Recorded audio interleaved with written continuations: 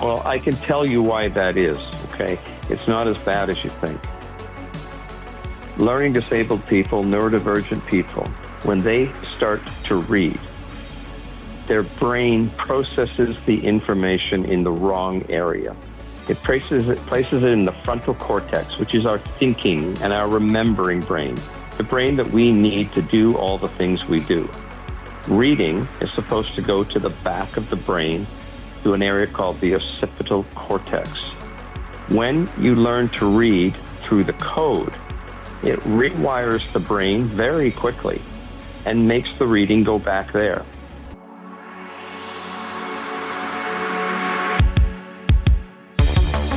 Welcome to OTR, Over the Rainbow, Achieving Mental Health for Real.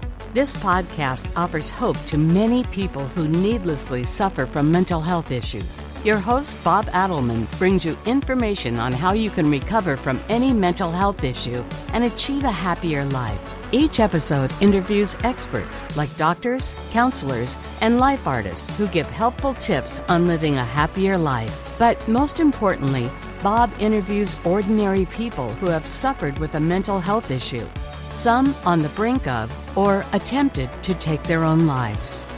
Each one has recovered to lead a much happier life. Most of the guests have books or websites with more info that you can use for recovery. Welcome to Real 6 Best of 2025. The 2025 chapter begins with a simple premise. Every story we carried into this year matters. Every correction, every release, every boundary, every breakthrough, they all become part of the testimony we archive here. Inside this best of edition, we revisit the defining segments of the past year. The breakthroughs in identity, the reframing of grief, the architectural resets, the coaching moments that turned stuckness into movement, and the quiet victories that never made the highlight reel but changed everything.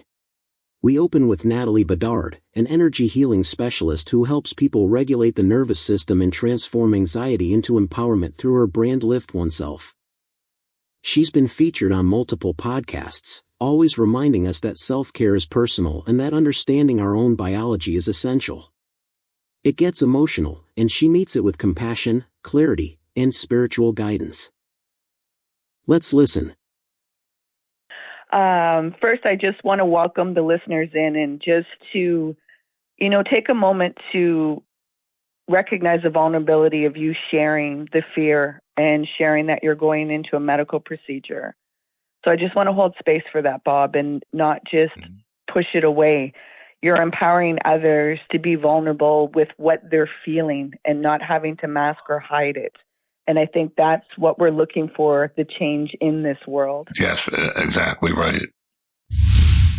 I have problems with high anxiety. Mine, I think, originated with my ADHD, which I had all my life. I was always out of it. I was watching TV. What are these people doing? Why do they do this? Especially with my brother, who was a year older. And I was so nervous to do anything. We had friends across the street, we were like 5. I wouldn't talk. For years, I would say maybe one sentence a day if I'm lucky.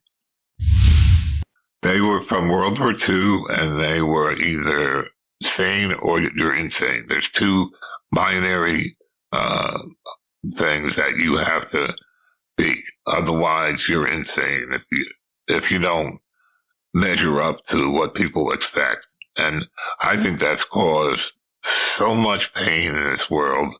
It's incredible. I mean, and I'm very empathetic. I feel people's pain.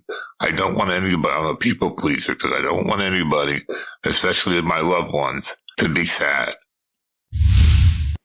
To try to figure out a world that was telling you one thing but demonstrating another, and created so much conflict that you began separating from yourself and not trusting yourself because you needed to find safety. You didn't want to be separated from your parents, from your family, because that's what your safety was.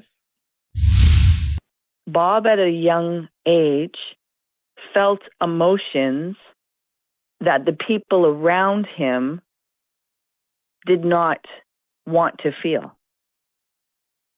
So you had to learn very quickly that the fear and the emotions that you were feeling, and probably you had questions, yet you couldn't articulate that because it didn't feel safe. You began the protection. Next is Helen Cernit, host of the podcast Sleep Lists and a dedicated sleep and wellness enthusiast. Her show uses simple, soothing lists, numerical, chronological, or alphabetical, all designed to help listeners drift off before the episode ends. For folks who aren't familiar with me, my name's Helen Cernit, and I am the host of a podcast called Sleep Lists, which is designed to help you fall asleep. I'm also a voice artist, and all of this came about after I completely burned out from 20 years or more of working as a fundraiser for nonprofit organizations. And I came to the point in my mental health and wellness and my physical health and wellness where I needed to quit that work and reset. And one of the things that I focused on as I was resetting and as coming on across my restoration, my recuperation, my convalescence, if you will, was how valuable sleep and restorative sleep in particular is.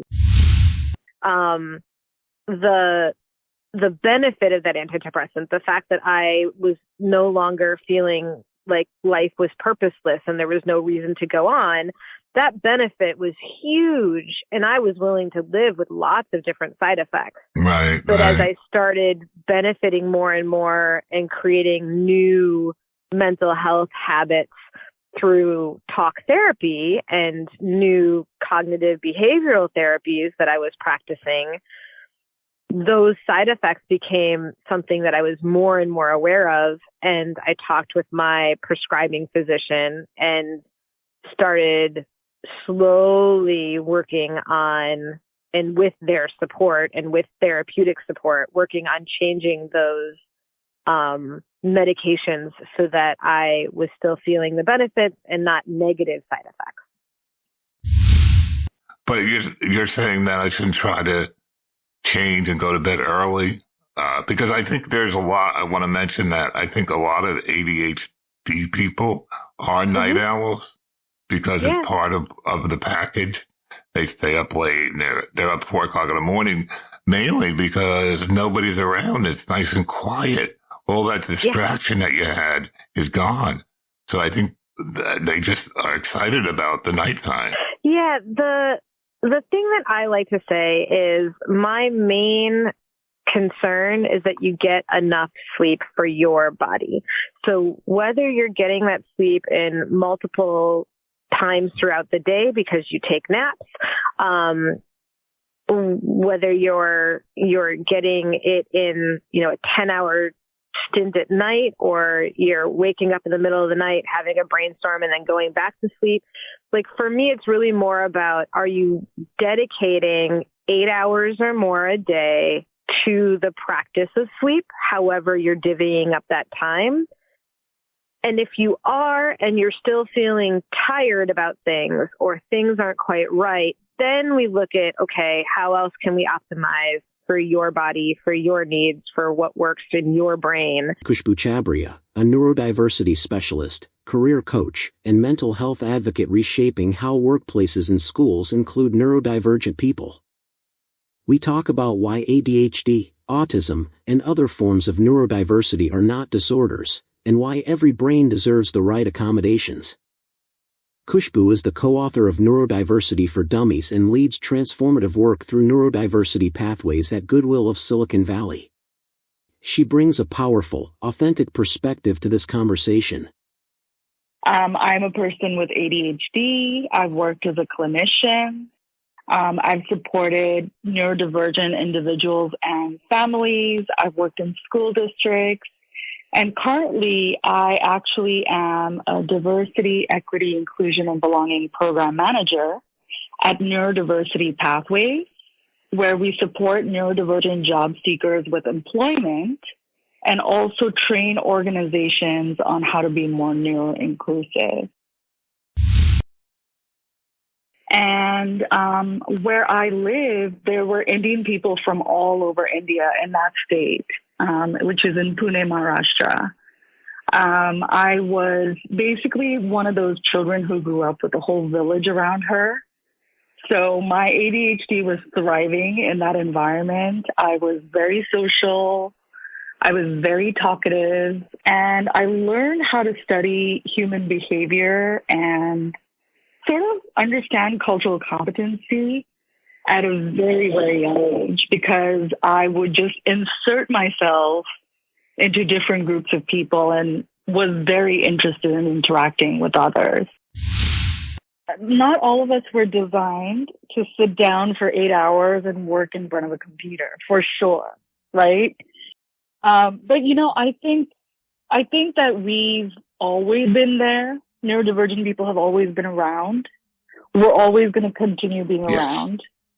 We are in every sphere of society, right? Everything you look at, you know, art, sports, business, leadership, we're in every sphere of society. And I wouldn't say that it's that people intentionally wanted to exclude us. I think that we as a society move towards doing things in a certain way based on a majority, right?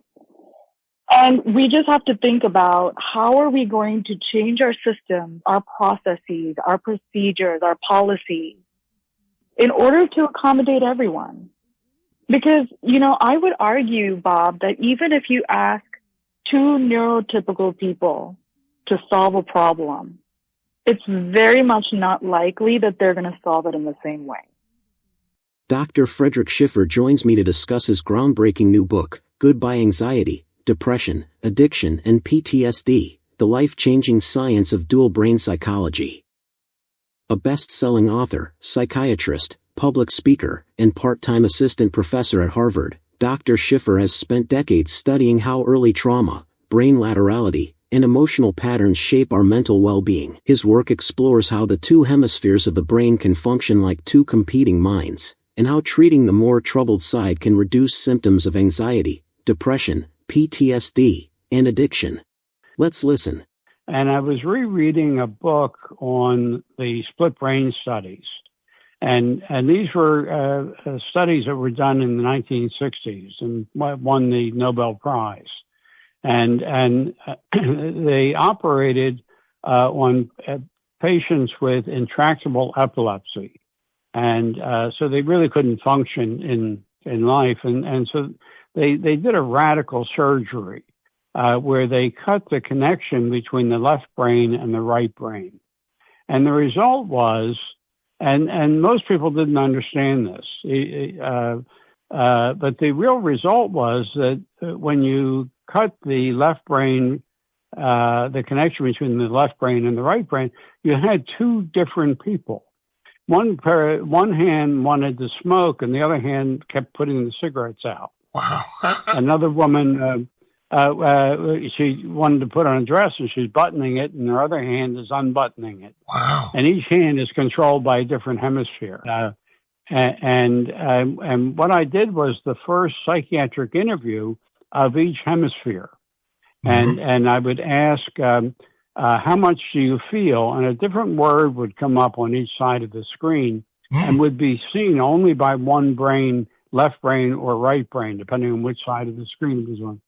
And so and what we found was that so the words that came up on the screen were opposite, but they were like how you feel. So it might be happy and unhappy. And there were like 24 word pairs, and they rotated. And in one patient, his right brain had a very high opinion of himself, and his left brain had a low opinion of himself. And so what the book has is a number of narrative fictional therapy sessions. So they're accurate to the individuals, and they're accurate descriptions of the actual therapy sessions. And so you can see how I sort of talk to one side or the other. Okay. one of the patients in the book, his father would come in his room and just without any reason punch the hell out of him. When he looked at his negative side, he sobbed and could talk about the terror of that. And then he'd look out the other side, and he was an executive, fine, and he could handle it. And so it helped him to understand that there was a lot of pain in him, and that he felt rejected and terrified and was carrying that with him in part of him, and so by kind of bringing that out and talking about it and having him bear that trauma and having his healthier side help him. Now have you done this on certain people, or? Yeah, I do it all the time. Okay. And we're running a study right now treating fentanyl addiction. And we don't know who's getting sham and who's getting active, but about half of the people are doing very well, and about half are not doing well. Okay. And so we're hoping, for the success of our experiment, that the people who are doing well are getting the active treatment. Now, these are people who are either coming off of fentanyl or coming down about 90% of their dose, and with just a light treatment, no therapy. Mm-hmm. And I also just completed a study using a new device that stimulates one side and inhibits the other. And that device we just got a patent for, and what do you call it? What's it called? It doesn't really have a name yet. Okay. It's not marketed because we're going through the FDA, and we have to get FDA approval. Gotcha. And so if the results from this fentanyl study are positive, then we hope that we'll get FDA approval and be able to bring it to market. Nice. And the new device that we have, we'll have to go back through the FDA and get approval for that. But I used it in my in a study for depression, and just one treatment got a 65% decrease in the depression score with the novel device. The device that we're using in this current study got a 40% reduction, and the placebos got about a 30% reduction in depression with just one treatment per session. So that both the active treatments were significantly better than the placebos, and the novel treatment was much better than the original treatment. And so we're looking forward to having more studies. But we've done a few studies for depression, and what we're doing is different than what other people are doing. Other people are stimulating the whole head or both sides, and we're stimulating the positive hemisphere with the light, and with the new device, we're also inhibiting by pulsing slowly the light on the negative side, and that seems to be more effective. But when the patients get treated, they feel really different. They feel better, right? And it's very gratifying. Yeah, I mean, We hope that we can bring it to market. And the results that are published by other researchers, they stimulate both sides, and their results are not as good as the results that I've been getting. Yeah. And we haven't seen any side effects to date, and I've been using it for 15 years. But the FDA wants to be sure of that, but it seems, and in the literature with other people, it seems to be very safe, and I think, compared to like SSRIs, I think it's much more effective. So what is effective is the light. So we have a metallic sticky that we put over the sham device, and what that does is it allows for some warmth to come through, so that the patient, so it feels the same as the active device, but they don't get any light. They don't get any photons. Okay, by sham you mean it's a placebo? It's a placebo, okay. Right? Yeah. And so in our studies we compare the active treatment with a placebo device. Okay, and what were the percentages of success? Well, in the current study, we don't know yet, okay, because we don't know if the people who are getting better are getting the active treatment. Okay. But a lot of people are getting better. Okay. And about half aren't, are anticipating that they're getting sham, but we don't know that. I got you. And we have to get the results. But in our phase 1 study, where we were just studying cravings, not use. Okay. What we found was that the active treatment, given over twice a week for 4 weeks, resulted in a 72% decrease in cravings in the active treatment and a 35% decrease in the sham group. Okay. And that was statistically a huge difference. Yeah, that's a lot. Yeah.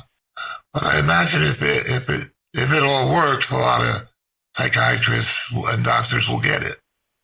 That's right. That's what we're hoping. Yeah. Okay. We're hoping actually that we change the field. That'd be terrific. And also that it gets integrated with dual brain psychology. Okay. And that if I have a patient in my office and we're working with the envelope, or I have sunglasses that have a similar effect. Yeah, they're on the cover of your book, right?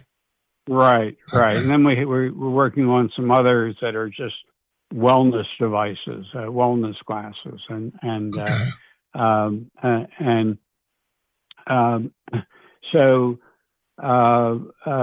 so what I want to do is to combine it all. The dual brain psychotherapy, where we're talking to two different people and one person, right. And using the envelope with the sunglasses, and also using the photobiomodulation or the near infrared light, right. And so maybe we'll have clinics and be able to really treat people properly. That's great. I mean, the name of my show is For Real, so I always ask about how do we really do this, but that makes sense. We got to wait. Yeah, unfortunately, I have to wait too. We're all waiting. But the FDA is they've given me a breakthrough designation, which means that they're trying to expedite it and they're advising us and so I think that they would like to see us succeed. But of course, we have to also analyze the data and confirm that it's working the way we hope. Well, I hope it works out. I mean, that would be tremendous for especially the hard cases that don't react to SSRIs. So and if a person feels good after the light treatment. They feel really well. It opens a window. Mm-hmm. It's like someone who just felt despair and hopeless, and it lasts about 3 days. So it's not like it's a permanent cure. But if they got treated twice a week, it would be better than SSRIs, the Prozac type drugs. Right. But but I think it would be better in conjunction with talking and having an understanding of the trauma and how to bear and grieve and get the two sides to work together. It definitely brings what I want to bring out in this show is hope. Somebody that's really bad who wants to do something. That's right. Yeah. He now has hope to hold on and wait for these things to come out because they're right around the corner. So, in a year's time, we might see this happening. So that would be really good. And that's why I put you on the show, because I know how important this could be. It is. It's urgent, and we're the study with the FDA is for opioid addiction, which turns out is just fentanyl today. There's nothing else out there. Right. And so if we get approval for that, then we'll go back and try and get approval for anxiety and depression and PTSD and addiction and other addictions. Next, and hear why David Chalk's story matters. From being written off as a kid to becoming a pilot, tech founder, and reading advocate, David now offers his ReadingRoad.ai beta program free to anyone who signs up.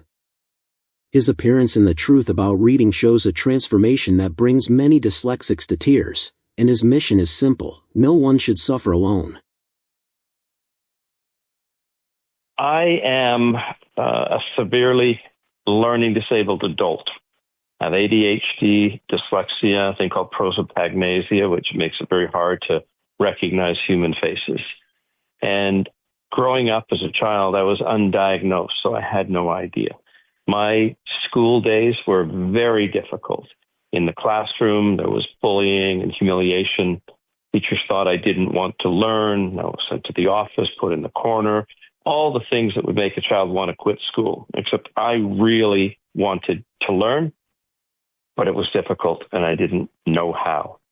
When I graduated, I decided that I was going to make something of myself. Many people that graduate in my condition give up. And that's one thing I try and help people with that are in school or adults that don't have a lot of faith in their self-esteem. So I really worked hard. I became an airline pilot when I was 20. My ADHD made it too hard for me to sit still in the cockpit. So I went into business. I started many companies, some of them well over 100 million, 500 employees. And I had sold them. But when COVID hit, I lost everything I had. Oh, no. And it set me back and had me realize I needed to deal with something, which was learning to read, because I could not read. I have a good vocabulary and I know how to read words, but I had to sound them out. So I went very slowly. And I could understand the meaning, but if I was handed a document or a paper or a contract, I'd have to have someone else help me do it. But the reason I was able to make it is not because I could or couldn't read. It's because most human beings are really capable of putting themselves out and doing incredible things if they believe they can do it. And that's what my mom taught me. She taught me to really give my all. And that's simply all I did. And, there's an old saying that says 95% of life is just showing up.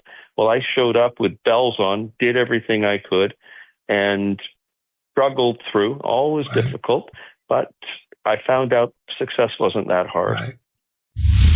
Now, I'm developing artificial intelligence to help children learn to read who are dyslexic and ADHD. Okay. And a number of years ago, I was doing a lot of research on neuroscience of the brain. Mm-hmm. How do we learn? Why can some people learn, some not? Some, even though they can't read, are really smart, and they just keep pushing forward. I was fortunately one of those. And I found out in my search that the brain has a number of neurochemicals that get released on certain occasions. And so for people with learning disabilities, they don't typically get released. Right. So therefore, the child starts acting out, bored, frustrated, class clown, bully. It can be anything. It's the lack of dopamine, to be exact. Exactly. Yeah. A lack of dopamine. I finally found a medicine that upped my dopamine and got me out of bed and got me doing things. And it's like a magic medicine, and nobody knows about it. Yeah, and that's a great thing, because that is what it is. But there's even more. There are other neurochemicals, one very important one called acetylcholine. And acetylcholine is the one that really has the memory, remember things. So going back to your question about flying, is that I knew that I could do things and I wanted to. But because there was not enough dopamine in my brain, and as soon as things started going bad in the classroom, you shut down, and then you got cortisol. And cortisol is like hell. It's the one that makes you act out. It's the one that makes you disrupt the class. So it only gets worse and worse. When I graduated, I wanted to be a pilot. And what happened was, first time I went flying, you know where dopamine comes from, excitement. I was so excited that I literally learned to fly in just a couple of hours. I believe it. And yes, you're right. I had to write the tests. One thing about dyslexia, it's got very good spatial orientation. A lot of pilots are dyslexic because we know how to move around in three-dimensional space really well. Yeah, we all search for the dopamine in different ways. Yeah. In different ways. Some people will cut themselves. That's the most extreme situation. I get... suicide. For me, suicide, which is really bad. That's what I hope to prevent in these broadcasts. But for me, it was, I get nervous. I get extremely nervous before the show, before the meetings. And when I get to the meeting or get to the show, I couldn't be more relaxed. Because all the dopamine comes flooding into my head. So what happens before the meeting, like me, I'm the same way. So we go into fight or flight. And fight or flight causes anxiety. And then it causes the brain to numb down a little bit. It's all part of fight or flight. So we think we're going to do bad and we're nervous and we're worried. And this would be true for many of your listeners. But if they would push themselves, and that's what I was saying, that's what you've said. When you push yourself over that hump, you go into another state called flow, F-L-O-W.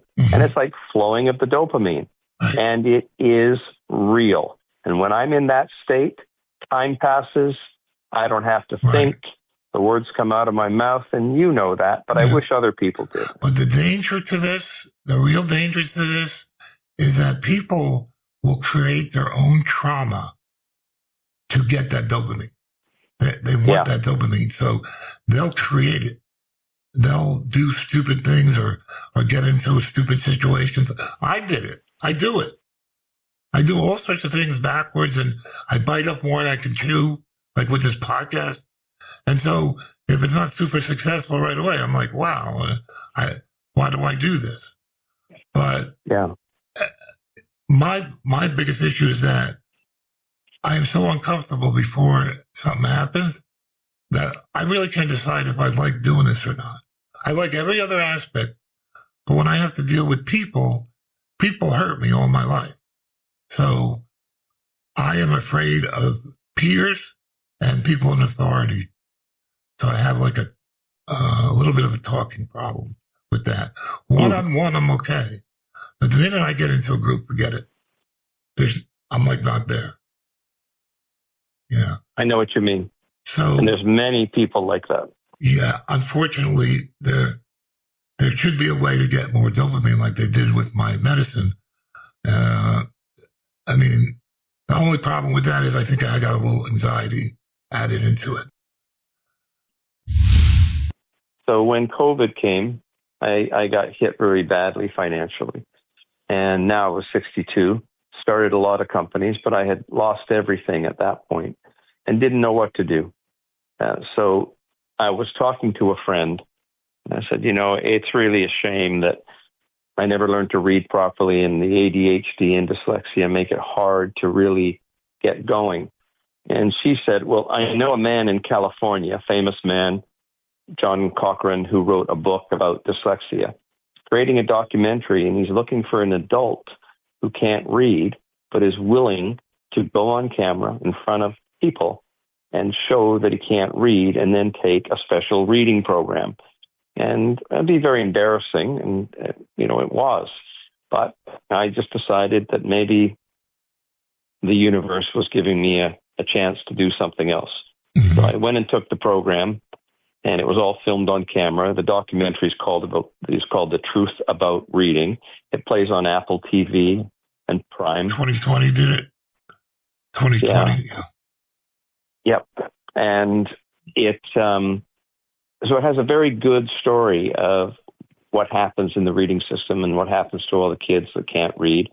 And then I learned how to read in 11 hours. Wow. And nobody could believe it, but it's all on camera. Wow. And the reason is I went into that place with the dopamine and the acetylcholine, just like when I learned to fly. Mm-hmm. And they gave me a different way of learning. It's not about reading words on the page. It's explaining that the English language is a code. Everything is language. We speak, we hear, we know words. The only reason we have it on paper, like from computing, it's a storage mechanism. And in order to put it on the page, it has to be coded, the way Morse code or the way you would write a computer program. You have to know the code. Well, schools don't teach the code. So they tell you that there's 26 symbols, the letters of the alphabet, and there's only 44 sounds. And, different ones make up all the different words. And they show you how they relate to the words. And then after a couple hours of doing that and practicing it, you see that your brain doesn't have to read the words. It looks at the symbols the same way you can look out your window, a tree, a car, a stop sign. Like, you don't think about it. And so when you're taught that way, immediately you can learn how to read. And in doing that, I decided that there are millions of people, hundreds of millions of people that suffer from not reading. So that I would develop an artificial intelligence program that could do just that it could teach someone to read, get them excited about it, and do it the same way I did. And that's what I'm developing right now. Wow. I would like a copy of that because I suck at reading. I don't even read. I let the voice review, read over. My problem is I can't remember what I read. I'll get to the bottom of the page and I'm like, what the hell did I just read? Well, I can tell you why that is, okay? It's not as bad as you think. Learning disabled people, neurodivergent people, when they start to read, their brain processes the information in the wrong area. It places it in the frontal cortex, which is our thinking and our remembering brain, the brain that we need to do all the things we do. Reading is supposed to go to the back of the brain to an area called the occipital cortex. When you learn to read through the code, it rewires the brain very quickly and makes the reading go back there. Then, when you are reading, that front part, the frontal cortex that was struggling to read the words, now has no pressure from trying to read. Now it remembers, now it understands, and now it can process the language.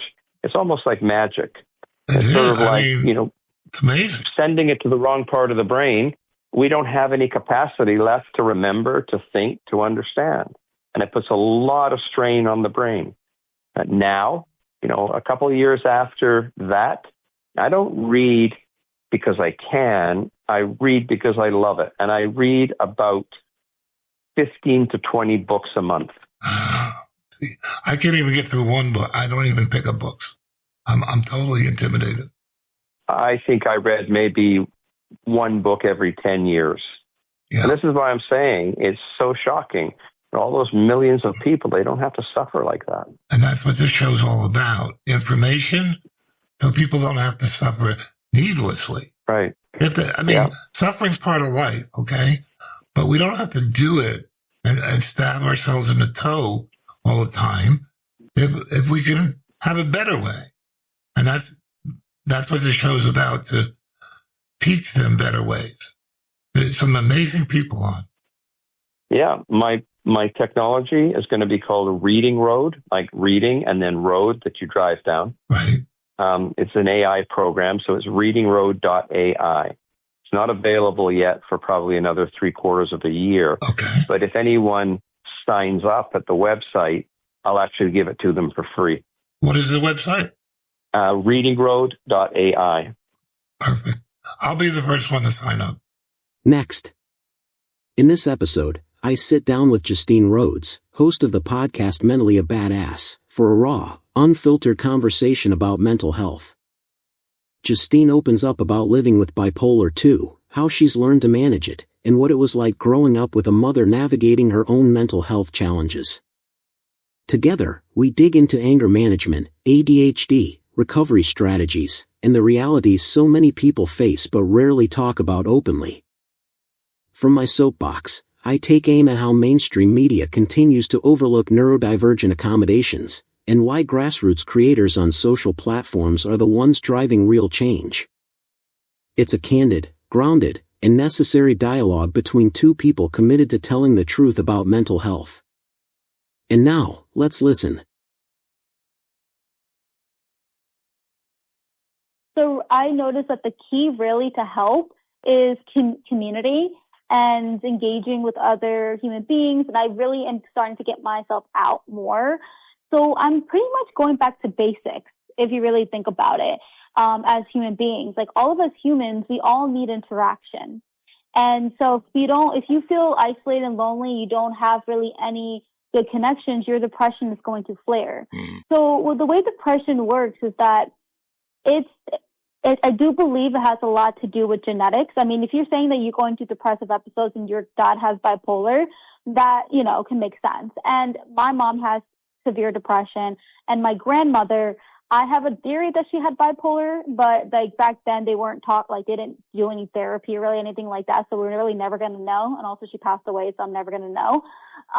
But like based off of how she acted and how my mom talks about her, how she treated my mom as a child, it sounds a lot like bipolar. We can solve everybody else's problems. But we can't solve our own problem. And I think one of the important things when you have depression and you're overwhelmed is to get out of yourself.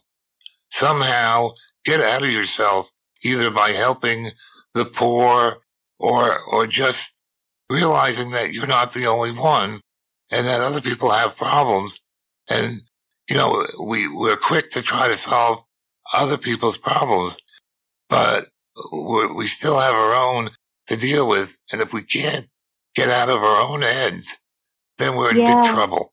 And I think there's lots and lots of people that are just consumed by their depression and their anxiety to a point where all they think about is themselves.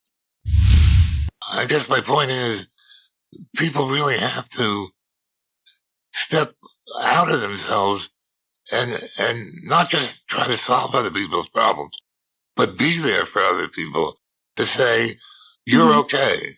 There's nothing wrong with you. You're going to get better. I feel your pain. All of those things are so important, I think. And that's why I respond to group therapy more than I do to single therapy. Because everybody in the group is depressed and everybody knows what it's like to be depressed. And, if I had to recommend it, I would recommend everyone go to some kind of maybe a 12-step group and just get outside of yourself, share what's going on with yourself, but then try to help them by being on their side and saying you're okay and, saying that you're not crazy and all those things that people want to hear. I think it's important that people do that. Yeah, I totally agree with you on that. The light bulb went on and said, holy shit, this is why I'm the way I am, it validates me. It doesn't take the blame off of me because I've done very many bad things in my lifetime. Not super bad, but bad. It doesn't take the responsibility again away from me, but it does validate me to the point to say, this is why you are. And I always used to sit in the parking lot and go, why am I so different? Why am I a pain in the ass? Why am I depressed? Why? You know, this is how I feel in groups. I'm terrible. I go to a group other than a 12-step group or something like that, and they don't understand what's wrong with it's like I'm invisible. Like no one sees me. Even though I'm 6'7", 400 pounds, no one sees me in a group. And I still to this day have that situation where I'll get into a group and I don't know when to talk. You know, you always wait for a break or something, but everybody beats me in because they know when it's over and I don't. So, you know, it's very difficult to pursue relationships when you can't get along in groups. I don't know a way to get along better in a group. I just don't. And, you know, I have that and it alienates me. You know, I don't participate in groups. I don't go to church or anything like that. And it does alienate me. And I don't have a quick solution or even a long solution for that problem. Next in our series, I sit down with Dr. Kristen Williamson, licensed professional counselor, neurodivergent advocate, and the proud ringleader of a neurospasy family. From late-night epiphanies to busting mental health myths, her journey is equal parts chaos and joy as she navigates autism, ADHD, and parenting kids who keep her on her toes. Discovering her own neurodivergence in adulthood gave her the clarity and the mission to help others embrace their differences and thrive.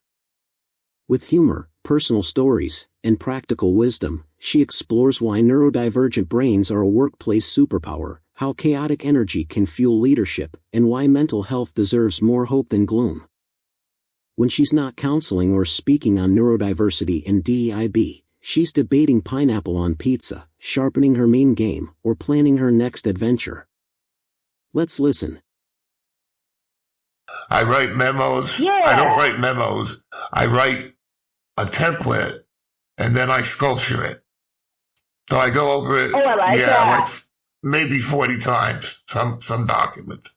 I wrote a lot of documents as an IT guy, and they were good documents, but, you know, there were thousands of mistakes in the first page. You know, I had to correct every page, redo it. I don't like the way it sounded. You had to do a lot of things. Yeah, my ADHD brain comes in and I have to go over things multiple times. Well, you know what happens is I always hyper-focused.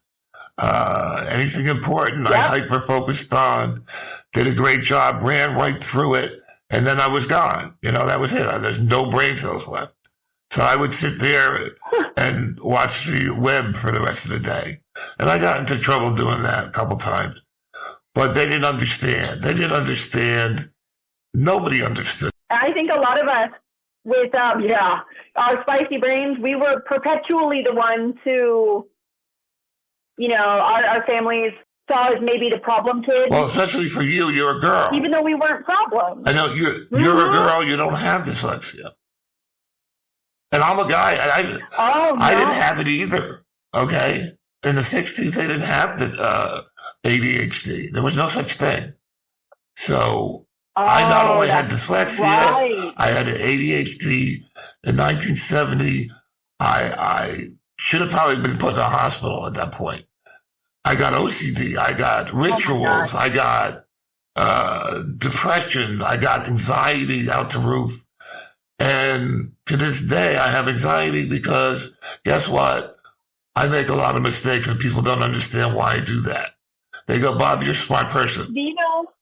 That I so understand that. I'm in the process of writing a book on women who have been late diagnosed with autism and ADHD in life. And that is a central theme. I've got over 100 different research articles that I've added into this, and it's just over and over where every time we weren't diagnosed. You got to watch that. There's a documentary called "The Truth of Reading." Everyone who has dyslexia has to watch it. My son has it. I told him he has to watch it. It's my list to watch. It's on Tubi, and I cried through the whole thing. Oh my gosh! I have a best friend of mine who's a therapist is dyslexic, so I'm going to send it to him too. My parents were World War II parents, and they said, you're either crazy or you're normal. Those are the two binary thinking modes. That's the problem with neurotypicals. They do too much binary thinking. It's always good, so that's bad. Up with the idea of, am I crazy or am I normal? And if I don't feel normal, if I don't fit in, then I must be crazy. Yeah, my one son in the middle, he won't talk to anybody. And this one guy, he's depressed. I know him just on the side. He also won't go to therapy. They're begging him to go to therapy. He won't. He'll do ECT. He did ECT and it didn't help him. So I'm trying to help him with, there's like TPM and there's the LSD and all that. There's a lot of different things you can try. You know, I got on a medicine that was great. The other people will profit from this medicine eventually when they figure out how good it is. But right now, everybody's like, oh, that medicine, why are you on that? It's for restless leg syndrome. I said, don't worry about it. Keep me on. Well, and, you know, I have come to understand that medication can help a great many people. It's the idea of we don't judge people who are diabetic because they need to take insulin. Why would you judge someone who has anxiety, needs to take something to help their brain? But see, I believe wholeheartedly that if I wasn't ADHD, I wouldn't have anxiety like the way I do, and I wouldn't have depression. A lot of people are coming into that. It's kind of a chicken and egg scenario. Was my anxiety started because of the ADHD? It's the anti-everything, in my opinion. I think ADHD is so important. We have to get a handle on it and then worry about everything else. OCD is really bad. I absolutely agree with you. Getting a handle on ADHD, it might, like if we, and this is why I like to come in and say these things. If we come in and we talk about this and then people can get assessed and learn, they may never need to be on anxiety medication because they know that they're not necessarily anxious. They're really overwhelmed. They're overstimulated. Right. Exactly. And also they have no self-confidence. Gee, I can't do anything. I'm a loser. You do it. I can't do it. You know. Well, ADHD has a really high prevalence of something called rejection sensitivity dysphoria, RSD, and I tell you what, it's growing up with a lifetime of the small micro cuts within you saying, "Why are you so weird? You can't do this. Why are you being lazy?" And then it just makes you feel 2 inches tall. But it went on. It's been going on since 1850 when they decided to make school one way, the neurotypical way. And it was over then. This next episode can't miss. My special guest is Bob Martin, a certified meditation teacher with an MSW to go with his JD. He has helped hundreds redesign their thinking for the life they dream of. Bob is a published author and professor of wellness at Elon University. Bob blends Taoist wisdom, brain science, psychology, and humor to tackle everything from breaking free of limiting beliefs to finding clarity and resilience in life's chaos. In this episode, Bob lays out how meditation really works and other great information. Meditation, that's a subject that's pretty popular, and a lot of people want to do it. I've tried several times, and, you know, I start pretty good, and then after a while, I'm just thinking about everything but my breath. So, is there an easy method of meditating? Well, the first thing I have to say is that the question needs to be considered. The question assumes that the idea is to try to quiet your mind or to be able to maintain your focus on something, and it's not. That's just a huge misconception. A lot of people think that meditation is very passive. It's just sitting quietly and emptying the mind and being calm and, You might as well have some crystals around and incense and hug a tree and all that stuff. And it's really nothing like that. It's much more of an active process. So yeah, I don't have any doubt that you had what you think you kind of call a failure to meditate, but you were probably actually meditating. You just didn't know it. You thought you were failing, but you were probably meditating. And so if I can go into a little bit of like what meditation is. So meditation, you know, in the scientists have a word, it's called metacognition. It's thinking about your thinking. And there's nothing that's really unusual about that. We all kind of do it. We just don't do it intentionally, and we don't do it in a way that has some structure and consistency. Let me ask you this question. Have you ever been listening to somebody and you were really interested in what they were saying and you really intended to listen to them, but then all of a sudden your mind started wandering and you were thinking about, you know, what you left on the stove or what you should have said to that son of a gun yesterday or what you're going to do tomorrow, right? Does this happen? My mind just wanders all the time. Right, it's all over the place. Right. And so, but if you really intended to listen, at some point, you kind of have this little sensation, this little startled feeling that, you know, you go, oh, I'm not listening. Am I right? Right. Yeah. I mean, many times. In meditation, that little feeling of startle, that little feeling of like, oh, I'm not doing what I intended to do. That's what we call waking up. So and that is the moment of mindfulness. And so you can't really be mindful unless your mind wanders. So it has to wander in order for you to meditate. So there's nothing wrong with it wandering. So what happens is when you do have that little startled feeling, oh, I'm not listening. So then the next thing that hits you is like a whole series of judgments, right? Oh, I should have been listening and I didn't hear what he said. And how am I going to get him to repeat it? And what if he finds out that I wasn't listening and I didn't mean to insult? And all this craziness goes on with judgments in your mind. But eventually you let all that go and you go back to listening to the guy. That's generally how it works for folks, right? Right. Yeah. So that is the process of meditation, except we set it up kind of artificially, where I say, instead of intending to listen to the guy, I'm going to intend to pay attention to this candle. I'm going to intend to pay attention to my breath. And then your mind goes crazy. You know, it starts thinking about the past and the future and everything. But at some point, you get that little startled feeling, oh, I'm not paying attention to the candle. And then all the judgments go off, and then you return back and you give your attention back to the candle. Then your mind goes off again, and you wake up and you return and you begin again. And then your mind goes off again, and you wake up and you return and you begin again. So there's nothing about that is unusual for anybody. Now, you might say, well, what does this do for you? I mean, that sounds like, a silly exercise. What does that do for you? So here's what it does for you. When your mind wanders, and then, first of all, when you set the intention to pay attention to your breath, it's like going into your brain and setting a little alarm clock and asking your mind to remind you when your mind wanders. So you do that. Then your mind wanders, then you wake up and you have that little sensation of all of a sudden coming to attention, of waking up.